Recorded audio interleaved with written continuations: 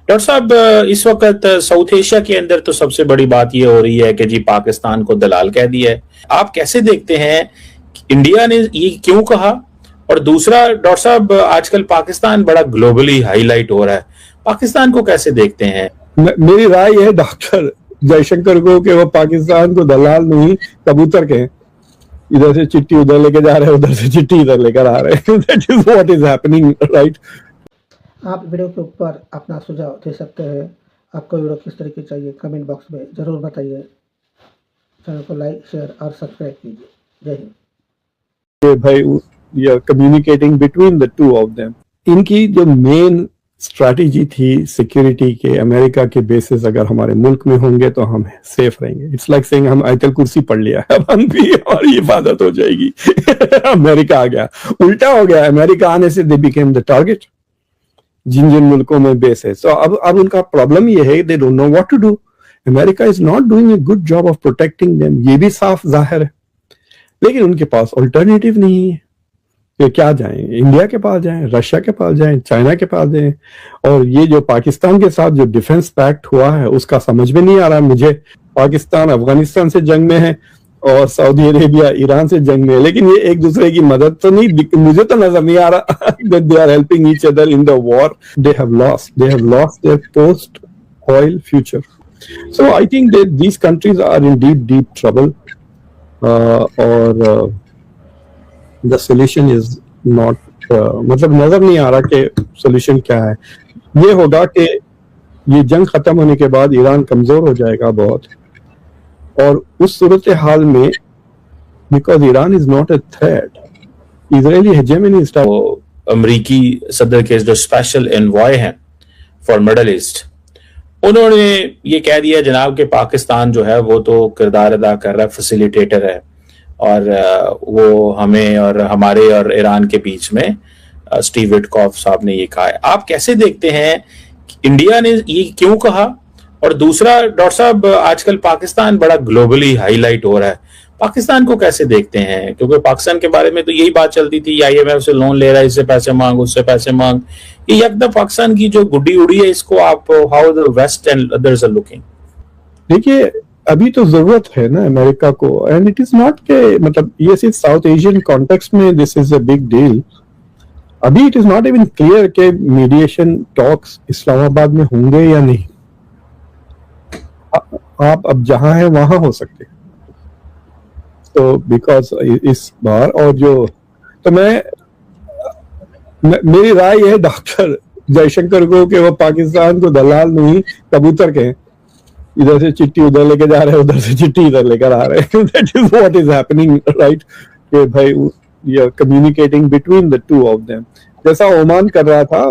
फर्क था, ओमान के मिनिस्टर एक कमरे से दूसरे कमरे को दौड़ रहे थे, आप मेरे ख्याल से एक फोन से दूसरे फोन चैनल स्विच कर रहे हो। सो आई थिंक के मतलब साउथ एशियन कॉन्टेक्स्ट में इट इज पाकिस्तान के लिए आप कह सकते हैं कि at the expense of India थोड़ा मजा लेने का मौका मिल गया। तो वेस्टर्न वर्ल्ड के अंदर ये जो पाकिस्तान का रोल है कि बाइडेन ने बात ही नहीं की 4 साल पाकिस्तान के साथ, और ट्रंप ने आके जप्पी डाल ली है, लंच पे बुला रहा है। ये मतलब what do they look Pakistan, how do are they looking Pakistan, पहली बात। और दूसरी बात डॉक्टर साहब ये बताइएगा कि इसका मतलब क्या है कि उन्होंने तो पाकिस्तान का स्टेटस चेंज कर दिया। इंडिया ने कहा था कि भाई पाकिस्तान को हमारे बराबर में लाके नहीं खड़ा करना, इसको ये नहीं देना, इसको वो नहीं देना, वो सारा कुछ दे रहे हैं। तो is this for Pakistan, is this for India? और ये जो ग्लोबल रेलिवेंस है पाकिस्तान की, इसको कैसे देखेंगे आप? जैसा आपको याद है, मैंने आपसे 1 साल पहले भी कहा था कि भाई आपका आप सितारे थोड़े अलाइन हो चुके हैं, अगर इसका कोई बड़ा फायदा अगर आप नहीं उठाए तो then it is going to be waste. India को ट्रोल करना इज नॉट एन अचीवमेंट और worthwhile. What you need is something big, and you decide what something big before Trump पलट जाए, you know, something big in terms of investments, या you know AI technology, ऐसी कोई बड़ी चीज चाहिए आपको कि ये किस्मत चल रही है आजकल। इट्स लाइक सेइंग आप फॉर्म में है, अगर सेंचुरी नहीं मारे तो क्या फायदा।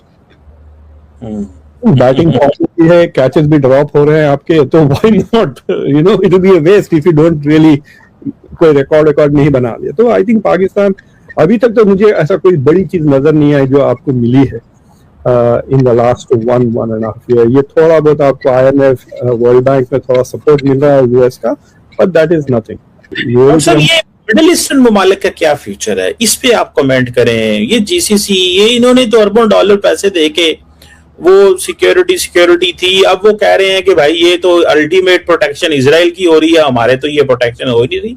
इनका क्या फ्यूचर? मिलिट्री बेसिस रहेंगे, ये भी ऐड कर लें, मिलिट्री बेसिस रहेंगे वहां। आपकी गांव में जो सबसे बेवकूफ, सबसे जाहिल और बहुत ही स्टूपिड बंदे को इमेजिन करें आप, फिर ये इमेजिन करें कि उसने बड़ी लॉटरी जीत गई उसने 400-500 मिलियन की लॉटरी जीत गई, तो अब आप सोचे गांव में सारे लोग उसको कैसा बनाएंगे उसके पैसे उससे कैसा लेंगे। तो सारी दुनिया वाले आर ट्राइंग टू बेसिकली से इनको मिल गई है लॉटरी तेल की, अब इनसे हम पैसे कैसा लें। Everybody is just trying to take money of this fools.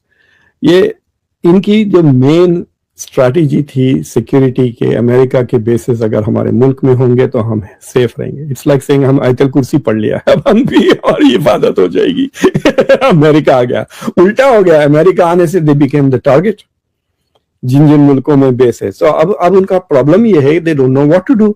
America is not doing a good job of protecting them, ये भी साफ जाहिर है, लेकिन उनके पास ऑल्टरनेटिव नहीं है। ये क्या जाएं, इंडिया के पास जाएं, रशिया के पास जाएं, चाइना के पास जाएं। और ये जो पाकिस्तान के साथ जो डिफेंस पैक्ट हुआ है उसका समझ में नहीं आ रहा मुझे।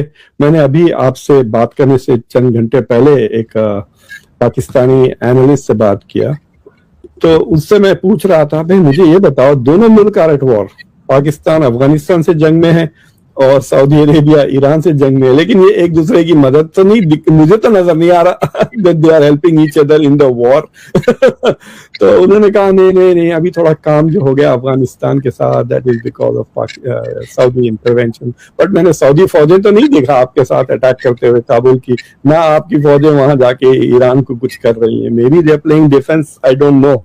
सो तो गल्फ का प्रॉब्लम यह है कि दे आर नॉट, इनके पास आबादी भी नहीं है। कितने हैं इमराती? ईरान से जंग लड़ सकते हैं यूएई?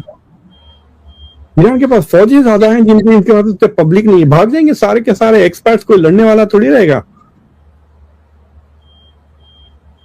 तो रह जाएंगे चंद लाख इमराती, वो लड़ेंगे ईरान से नहीं ना। So they are not like real countries भी नहीं है ये वेस्टर्न। पहले 25 साल इन्होंने ब्रिटेन के सपोर्ट पे बर्दाश्त कर लिया, अब अमेरिकन सपोर्ट पे जिंदा है, and this is how they will continue.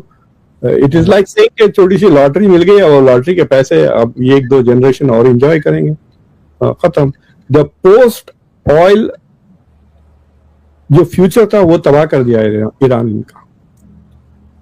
तेल देखिए, दुबई के पास तेल नहीं है, दुबई क्या बेचता है?